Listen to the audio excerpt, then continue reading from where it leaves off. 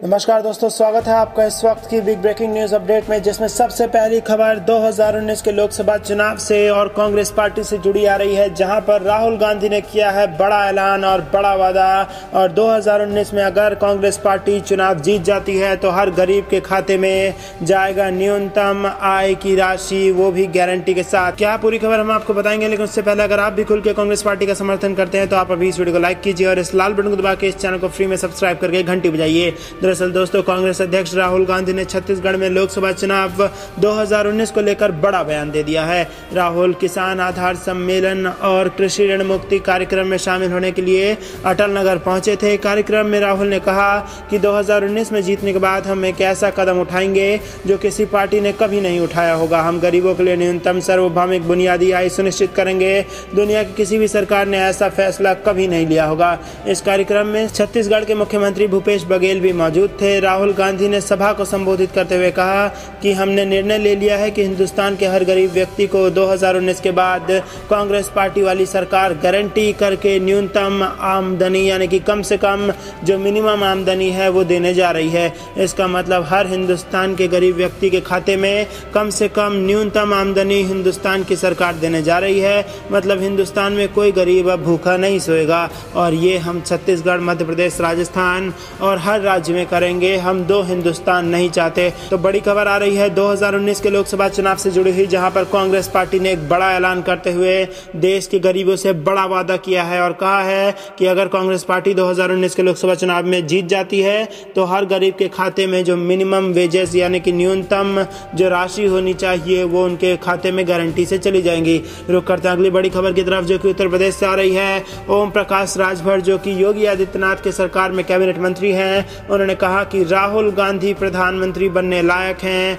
और प्रधानमंत्री की दौड़ में एक और कदम आगे बढ़ गए हैं राहुल गांधी। दरअसल दोस्तों, हमेशा अपने बयानों को लेकर मीडिया की सुर्खियों में रहने वाले योगी आदित्यनाथ सरकार में कैबिनेट मंत्री और भारतीय जनता पार्टी की सहयोगी पार्टी भारतीय समाज पार्टी सुहेलदेव के अध्यक्ष ओम प्रकाश राजभर ने सोमवार को कहा कि वह कांग्रेस अध्यक्ष राहुल गांधी को प्रधानमंत्री बनने के काबिल पाते हैं। अपनी सरकार के खिलाफ बयानबाजी कर अक्सर विवादों में रहने वाले योगी आदित्यनाथ सरकार में कैबिनेट मंत्री ओम प्रकाश राजभर ने बलिया में पत्रकार से कहा कि मैं राहुल गांधी को प्रधानमंत्री बनने के काबिल पाता हूं। अंतिम फैसला लोगों के हाथ में है और वो तय करेंगे कि भारत का अगला प्रधानमंत्री कौन होगा।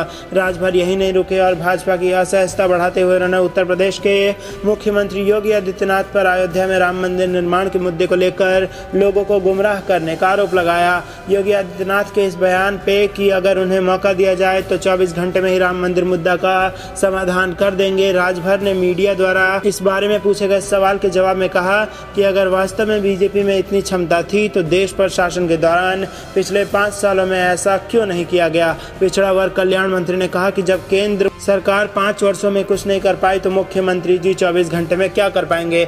और आपको बता दें, जब अखिलेश यादव से इस सवाल को पूछा गया तो उन्होंने प्रतिक्रिया देते हुए कहा कि योगी जी पहले खेतों की फसलों को सांडों से बर्बाद होने से बचाएं, तब इतनी बड़ी बातें करें, क्योंकि ये मामला कोर्ट के अधीन है और कोर्ट ही इसको सुलझा सकता है। उनसे जब प्रियंका गांधी के राजनीति में आने और मतदाताओं पर इसका प्रभाव पड़ने के बारे में पूछा गया तो ओम प्रकाश राजभर ने कहा कि सिर्फ वक्त बताएगा कि वह महज भीड़ को खींचती हैं या उसे वोट में भी तब्दील कर पाती हैं। बता दें कि ओम प्रकाश राजभर पहले भी बीजेपी पर निशाना साधते रहे हैं। इससे पहले भी कई मौके पर यूपी के मुख्यमंत्री योगी आदित्यनाथ और बीजेपी की आलोचना कर चुके हैं। रुक करते अगली बड़ी खबर की तरफ, जो कि राफेल विमान से जुड़ी आ रही है। राफेल पर राहुल गांधी ने किया सवाल, कहा ऑडियो लीक को 1 महीना पूरा हो गया और अब तक नहीं कराया गया कोई केस दर्ज, ऐसा क्यों हुआ। दरअसल दोस्तों, कांग्रेस अध्यक्ष राहुल गांधी ने राफेल विमान सौदे मामले को लेकर एक बार फिर नरेंद्र मोदी सरकार पर निशाना साधा है। साल की शुरुआत में कांग्रेस द्वारा इस मसले पर एक ऑडियो टेप जारी किया गया था,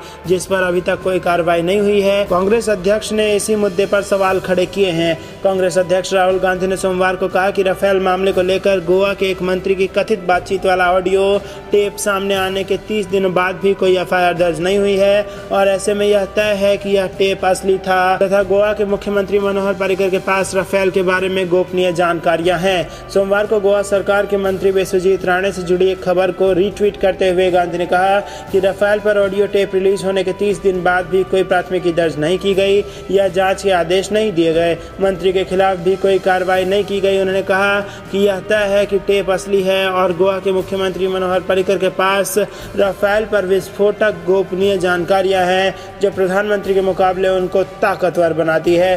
दरअसल दोस्तों, कांग्रेस ने 2 जनवरी को एक ऑडियो टेप जारी किया था जिसमें गोवा सरकार के मंत्री विश्वजीत राणे की आवाज होने का दावा किया गया था। इसमें राणे कथित तौर पर यह कहते हुए सुने जा सकते हैं कि मुख्यमंत्री पर्रिकर ने कैबिनेट की बैठक में कहा कि मेरे बेडरूम में राफेल मामले की सभी जानकारियां हैं। बाद में राणे ने ऑडियो टेप को फर्जी बताकर कहा कि इस टेप के साथ छेड़खानी की गई है। गौरतलब है कि राफेल विमान सौदा एक ऐसा मामला है जिसको लेकर मोदी सरकार बीते काफी लंबे से कांग्रेस अध्यक्ष राहुल गांधी के निशाने पर रही है। कांग्रेस का आरोप है कि मोदी सरकार ने अनिल अंबानी को कंपनी को फायदा पहुंचाने के लिए HAL से यानी कि हिंदुस्तान एरोनॉटिक्स लिमिटेड से कॉन्ट्रैक्ट छीन लिया और लगातार राहुल गांधी इस बात पर प्रधानमंत्री मोदी पर निशाना साधते आए हैं कि अपने दोस्त के फायदे के लिए, अनिल अंबानी के फायदे के लिए उन्होंने देश की जनता को धोखा दिया और HAL से कॉन्ट्रैक्ट छीन लिया। रुक करते हैं अगली बड़ी खबर की तरफ जो कि कुंभ मेले से जुड़ी आ रही है। कुंभ में लगे प्रियंका गांधी के पोस्टर, लिखा है गंगा की बेटी जो जीतेगी यूपी। दरअसल दोस्तों, कांग्रेस की नवनियुक्ति महासचिव और पूर्वी उत्तर प्रदेश की प्रभारी प्रियंका गांधी के कुंभ आने की खबर के साथ कांग्रेसियों ने प्रियंका के लिए एक नया पोस्टर जारी किया है। बैनर कुंभ मेला क्षेत्र में कई स्थानों पर लगाया गया है जिसमें प्रियंका गांधी को गंगा की बेटी लिखा गया है और दर्शाया गया है कि वह यूपी जिताने आई हैं। दरअसल दोस्तों, फिलहाल भविष्य में प्रियंका कांग्रेस के लिए एक्स फैक्टर साबित होती है कि नहीं, यह तो समय से ही पता चलेगा। लेकिन प्रियंका के सक्रिय राजनीति में उतर आने के बाद कांग्रेसियों में जबरदस्त उत्साह की लहर है। फिलहाल कुंभ क्षेत्र में पोस्टर लगने के बाद से ही यह सुर्खियों में छा गई है और सोशल मीडिया से लेकर राष्ट्रीय मीडिया में यह पोस्टर वायरल हो रहा है। पोस्टर में प्रियंका गांधी हाथ जोड़कर लोगों का अभिवादन कर रही हैं और उनके सिर से प्रतिबिंब स्वरूप पूर्व प्रधानमंत्री इंदिरा गांधी की भी तस्वीर लगाई गई है, जिससे यह दर्शाने की कोशिश की गई है कि इंदिरा गांधी का ही दूसरा रूप प्रियंका गांधी है। वही इस पोस्टर में दाहिने हिस्से पर राहुल गांधी भी हाथ जोड़े नजर आ रहे हैं, जबकि पोस्टर के बीचों बीच सोनिया गांधी, राज बब्बर और प्रमोद तिवारी को भी जगह दी गई है। जबकि इस पोस्टर के बैकग्राउंड में संगम का नजारा भी दिखाई पड़ रहा है और पोस्टर के बीचों बीच लिखा गया है गंगा की बेटी जो जीतेगी यूपी। प्रयागराज में सालों से प्रियंका गांधी को सक्रिय राजनीति में लाने व फूलपुर लोकसभा से चुनाव लड़ने की मांग की जा रही थी। कई पोस्टर, नारेबाजी, प्रदर्शन व मांग का दौर दिल्ली तक गूंजा था। पिछली बार जब नेहरू गांधी परिवार ने आनंद भवन में रात्रि प्रवास किया था, उस दौरान यह मुद्दा खूब जोर शोर से उठाया गया था।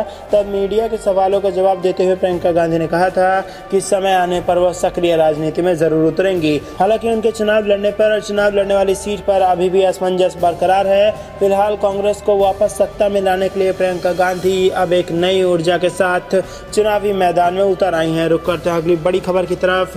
दरअसल दोस्तों, पूर्ण बजट पर भाजपा कांग्रेस में जबरदस्त घमासान। यशवंत सिन्हा बता रहे हैं इस मामले को असंवैधानिक। दरअसल दोस्तों, अगले लोकसभा चुनाव में अब कुछ ही दिन शेष बचे हैं। इसी बीच परंपरा से उलट सरकार अगले वर्ष के लिए 1 फरवरी को संसद में पूर्ण बजट पेश करने जा रही है। माना जा रहा है कि पूर्ण बजट के जरिए वह एक मनोवैज्ञानिक बढ़त लेने की कोशिश कर रही है। पूर्ण बजट के जरिए वह जनता के बीच यह संदेश देने की कोशिश कर रही है कि अगले चुनाव में अपनी वापसी के प्रति वह पूर्णतः आश्वस्त है, इसलिए वह अगले पूरे साल का पूरा ब्यौरा पेश कर रही है। हालांकि सरकार के इस फैसले की काफी आलोचना भी हो रही है। अब तक की परंपरा के नाम पर विपक्ष सरकार के इरादे पर सवाल उठा रहा है। कांग्रेस इसे सरकार के द्वारा एक और परंपरा तोड़ना बता रही है। पूर्व वित्त मंत्री यशवंत सिन्हा इसे असंवैधानिक बता रहे हैं। सिन्हा के मुताबिक बजट किसी भी सरकार के द्वारा अगले वर्ष अपनी आय को किस तरह से खर्च करना है और उसकी कितनी आमदनी किस सोर्स से होनी है, इसका लेखा जोखा होता है। वह अगले वर्ष को लोक कल्याणकारी योजना में अपनी प्राथमिकताएं भी बताती हैं, लेकिन चूंकि किसी भी चुनाव में किसी सरकार की वापसी की गारंटी नहीं दी जा सकती, ऐसे में सरकार के द्वारा पूर्ण बजट पेश करना एक गलत परंपरा का आगाज है। सवाल यह भी है कि अगर सरकार पूर्ण बजट बनाती है और चुनाव में कोई अन्य सरकार केंद्र में आती है तो क्या उसे इस बजट को बदलना पड़ेगा या संसद में एक ही वर्ष के लिए दूसरी बार बजट पेश करना पड़ेगा?